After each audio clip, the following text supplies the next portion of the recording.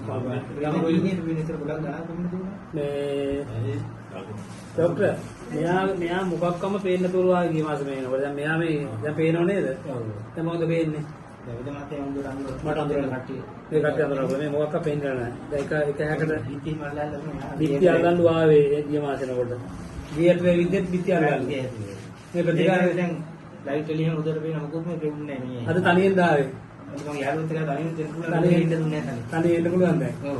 ගම කොයිද කිව්වේ? අඩවල මාමලේ. මේ ප්‍රතිකාර ගැන මොනවද ඔබතුමා කියන්නේ? එilla ඊනේ කියලා දුන්නා දෙකක් ඉඳලා කියනවා. ආව්.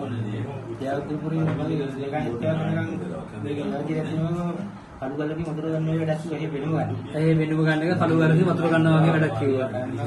නෝජිර කරමු කිව්වා. පේන්න ගන්නේ කියලා.